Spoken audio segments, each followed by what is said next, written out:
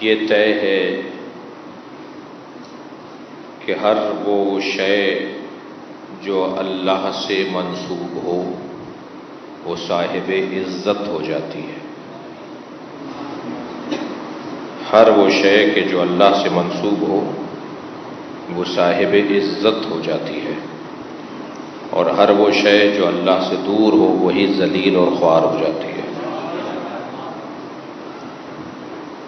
ہم نسبتوں والے لوگ نہیں ہیں، بلکہ نسبتوں کا اللہ نے نظام قرار دیا ہے ہی نسبتوں کا معاملہ۔ جس کی بھی اللہ سے نسبت اچھی ہے وہ صاحب عزت ہے، وہ صاحب منزلت ہے۔ جو چاہتا ہے اپنے آپ کو بڑا دیکھے، جو چاہتا ہے اپنے آپ کو بڑا دیکھے، اسے اللہ سے نسبت کو بڑھانا ہوگا۔ حتیٰ اگر پتھر بھی اللہ سے منسوب ہو جائے تو چاہے کالا ہو مگر بوسہ دینا ہوگا اسے۔ صلوات پڑھیں ذرا محمد و آل محمد۔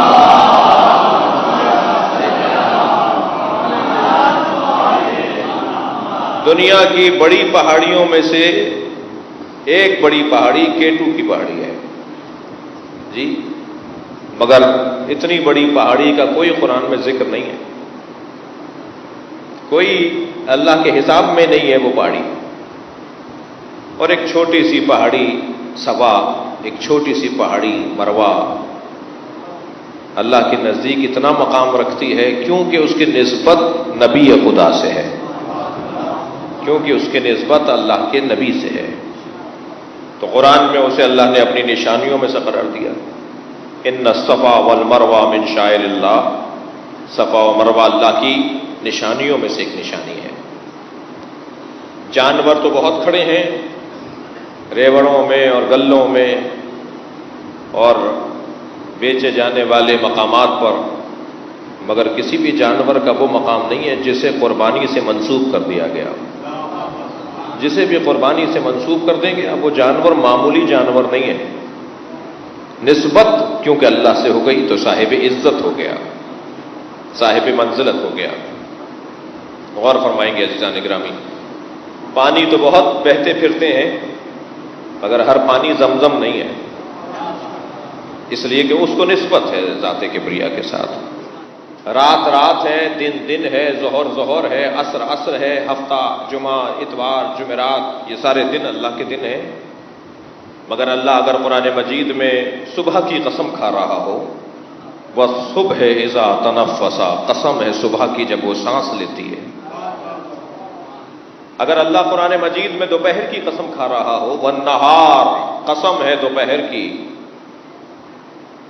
اگر اللہ قرآن میں عصر کی قسم کھا رہا ہو، والعصر کہہ کے، اگر اللہ قرآن میں رات کی قسم کھا رہا ہو، واللیل کہہ کے، تو بس صاحب قسم اور صاحب عظمت ہوا ہی اس وجہ سے ہے یہ لمحہ کہ اس کا کوئی تعلق اللہ سے ہے۔ تاریخ کے صفحے پلٹنا شروع کیے تو ہمیں ایک رات دکھائی دی جس میں ایک بھائی کے بستر پہ سویا، تو اللہ کو یہ سونا اور یہ جاگنا اتنا اچھا لگا کہ اس رات کو قسم کھا کے یاد کر لیا۔ تاریخ کا صفحہ پلٹا تو ایک دوپہر ہمیں نظر آئی کہ جب شدید دھوپ ہے اور نبی نے اپنے ہاتھوں پہ علی کو اٹھایا ہوا ہے، تو وہ مرحلہ اللہ کو اتنا اچھا لگا، وہ لمحہ اللہ کو اتنا اچھا لگا کہ اللہ نے اس کا قرآن میں ذکر کر دیا۔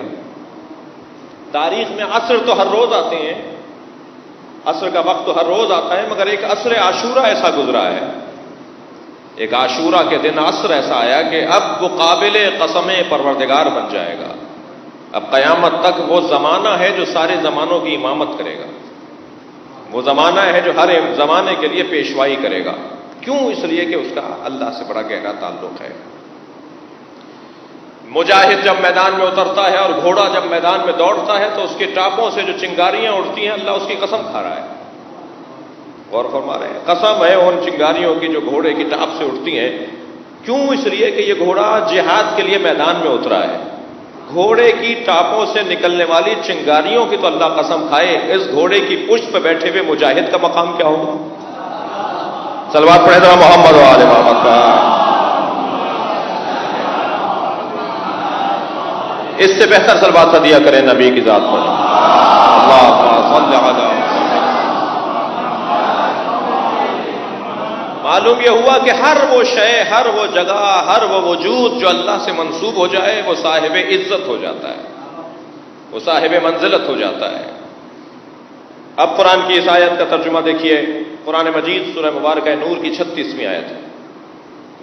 فی بیوت اذن اللہ ان ترفع ویذکر فیہا اسمہ ویسبح لہ فیہا. فی بیوتن گھر میں ہے، گھر میں ہے. کیا گھر میں ہے؟ پچھلی آیت کو دیکھنا پڑ جائے گا آپ. یہ آیت پوری آیت ہے جو میں نے پڑھی ہے. گھر میں ہے. کیا گھر میں ہے؟ پچھلی آیت میں کہا گیا اللہ کا نور جو مشکات میں ہے، جو زجاجہ میں ہے. ایک صلوات پڑھیں ذرا محمد و آل محمد.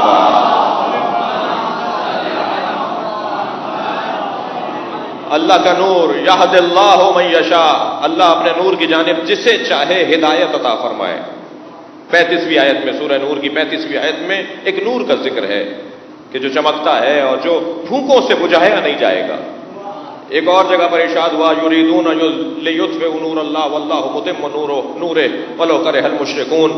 بعض لوگ ہیں جنہوں نے ارادہ کیا ہے کہ وہ اپنی پھونکوں سے اللہ کے نور کو بجھائیں، اور اللہ کا نور جلتا رہے گا، مکمل رہے گا، چاہے مشرکوں کو برا لگتا ہو.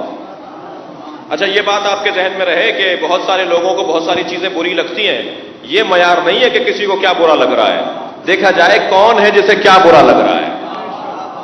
ہر برا لگنا پریشان کن نہیں ہے. صلوات پڑھیں ذرا محمد و آل محمد.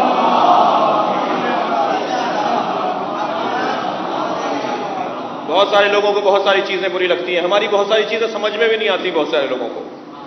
جی، ہمارے کالے کپڑے سمجھ میں نہیں آتے، ہمارا ماتم سمجھ میں نہیں آتا، ہمارا ننگے پیر چلنا سمجھ میں نہیں آتا، ہمارے علم سمجھ میں نہیں آتے، ہمارے جلوس، ہماری مجلس سمجھ میں نہیں آتی.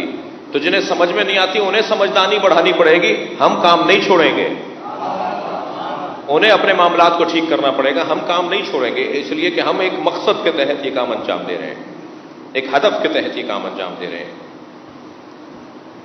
تو اللہ کہہ رہا ہے کچھ لوگ ہیں یریدون لیطفئوا نور اللہ، جو ارادہ رکھتے ہیں کہ وہ اللہ کے نور کو بجھائیں. کس سے بجھائیں؟ بافواہہم، اپنی پھونکوں سے، پھونک سے بجھانا چاہتے ہیں اللہ کے نور. اللہ اکبر. واللہ یتم نورہ، واللہ متم نورہ. اللہ اپنے نور کو تمام رکھے گا، مکمل رکھے گا، بجھنے نہیں دے گا. یہ اللہ کا نور ہے.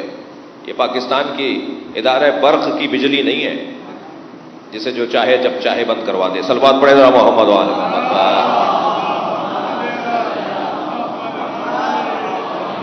اور فرما رہے ہیں آپ حضرات. تو یہ اللہ کے نور کا ذکر اس کے اندر ہوا، اور پھر اس نور کے بارے میں کہا گیا. اب یہ نور کہاں ہے؟ بحث یہ ہے، گفتگو یہ ہے، بات آگے بڑھے گی. کچھ منزلوں سے مجھے گزرنا ہے اپنی بات کو مکمل کرنے کے لیے. یہ اللہ کا نور ہے. یہ نور کہاں ہے؟ فی بیوتن، یہ کچھ گھروں میں ہے. یہ نور اللہ کا کچھ گھروں میں ہے. بیوت، بیت نہیں، بیوت، کچھ گھروں میں ہے یہ اللہ کا نور. فی بیوتن اذن اللہ ان ترفع، جس کے بارے میں یہ طے ہے کہ اللہ نے ان گھروں کو بلند کرنا ہے. ان گھروں کو بلند کر دو، ان گھروں کو اونچا کرو، ان گھروں کو بناؤ، ان گھروں کی تعمیر کرو، ان گھروں کو بلند کرو. اللہ یہ چاہتا ہے کہ جن گھروں میں یہ اللہ کا نور ہے وہ بلند ہو. ان ترفع ویذکر فیہا اسمہ، وہ گھر کیوں بلند ہوں؟ در حالی کے، واو حالیہ، در حالی کے ان گھروں میں اللہ کا ذکر ہوتا ہے. کیوں اللہ انہیں بلند دیکھنا چاہتا ہے؟ اس لیے اللہ ان گھروں کو بلند دیکھنا چاہتا ہے. ان گھروں میں اللہ کا ذکر ہوتا ہے. وَيُسَبِّحُ لَهُ فِيهَا، اور صبح شام اس گھر میں یا ان گھروں میں اللہ کی تسبیح ہوتی ہے. پھر وہی بات آ گئی کہ جو اللہ سے منسوب ہو جائے وہ صاحب عزت ہو جاتا ہے. کیونکہ کچھ گھروں میں اللہ کا ذکر ہوتا ہے، کچھ گھروں میں اللہ کی تسبیح ہوتی ہے. اللہ ان گھروں کو بلند دیکھنا چاہتا ہے جن گھروں میں اللہ کا ذکر ہوتا ہو، جن گھروں میں اللہ کی تسبیح ہوتی ہو. اب میں یہی ایک جملہ نتیجے والا جملہ کہہ دوں کہ اللہ ان گھروں کو بلند دیکھنا چاہتا ہے، اللہ ان گھروں کو تعمیر شدہ دیکھنا چاہتا ہے، اللہ ان گھروں کو مزین اور مرفع دیکھنا چاہتا ہے جن گھروں میں اللہ کا ذکر ہوتا ہو۔ اب اگر کوئی اللہ کے ان گھروں کو گراتا ہو جہاں اللہ کا ذکر ہوتا ہو تو اللہ کی مرضی پہ عمل کرنے والے یہ ہیں، گرانے والے اللہ کے دشمن ہیں۔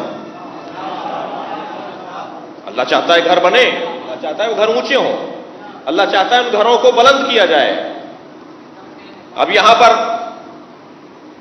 بہت سارے لوگوں نے اس کے اوپر تفسیر لکھتے ہوئے جو علمی چوبزنیاں ہیں وہ کی ہیں جی، مثلا کہا یہ بیوت سے مراد مسجدیں ہیں، مسجدیں بناؤ۔ صلوات پڑھیں ذرا نبی اور آل نبی کے ساتھ۔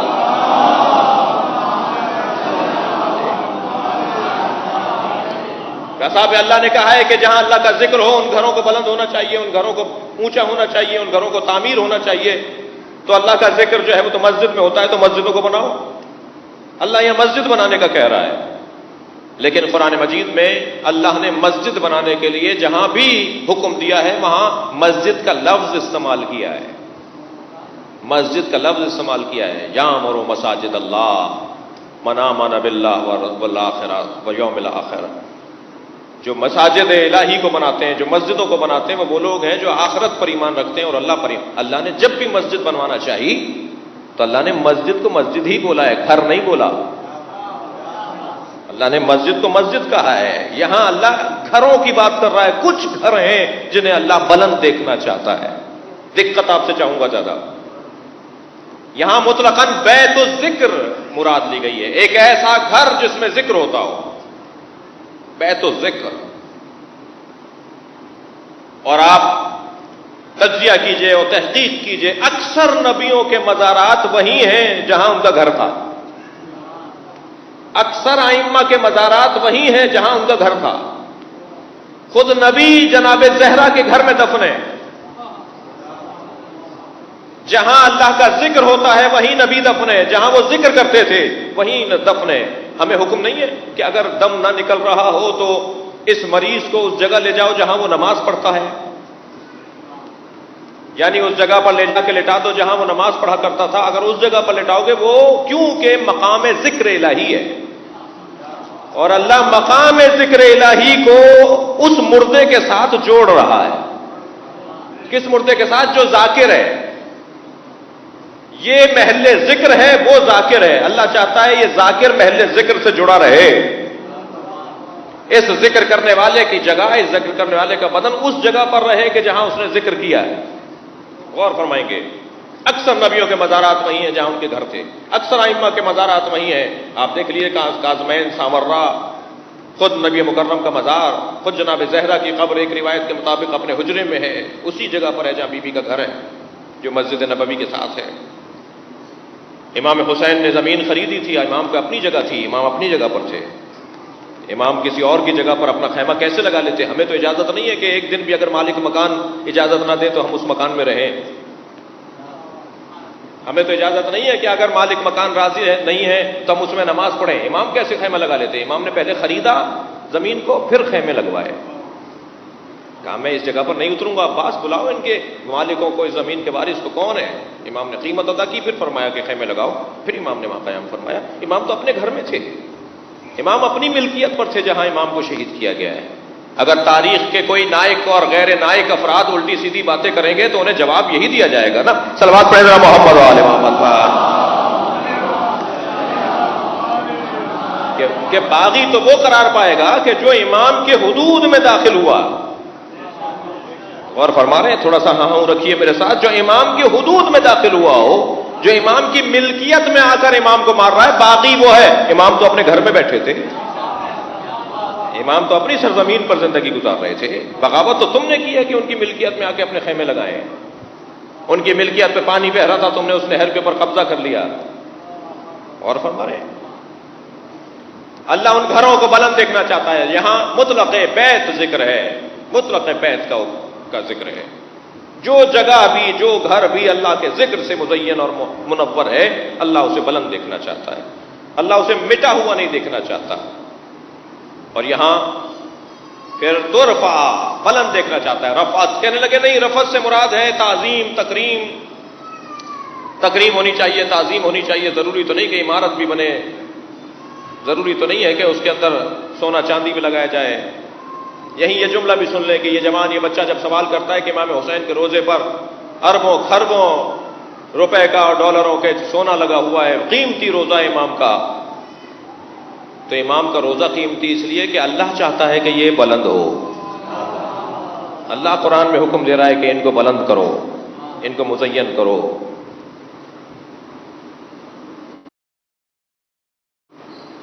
ترفع یہ ظاہری رفعت، یہ ظاہری بلندی، عمارت کا خوبصورت ہونا، عمارت کا خوبصورت ہونا، یہ حکم دیا جا رہا ہے. جتنا اس پہ خرچہ کیا جائے کم ہے، جتنا خرچہ کیا جائے کم ہے.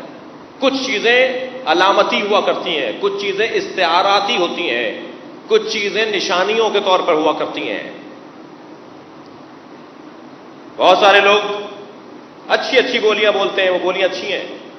مثلا یتیموں کا خیال کریں، مجلسوں کی نیاز نظر کو کم کر دیں. امام حسین کے روزے پہ اربوں خربوں روپے کے اور ڈالروں کے، اور کس رقم میں آپ جوڑیں گے، چاندی اور سونا لگا ہوا ہے، وہاں سے فروخت کیا جائے اور یتیموں اور بیواؤں کو دے دیا جائے.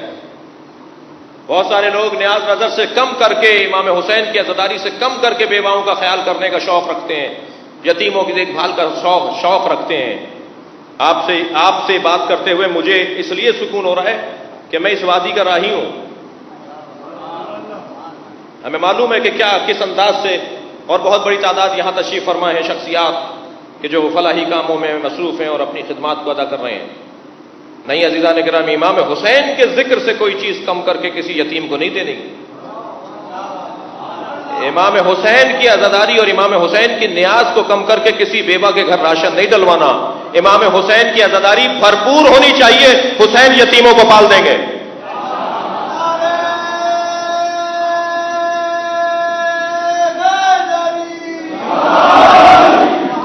یہ گھر جو اللہ نے اپنے ذکر کے لیے قرار دیے ہیں، انہیں بلند کرنے کی ضرورت ہے.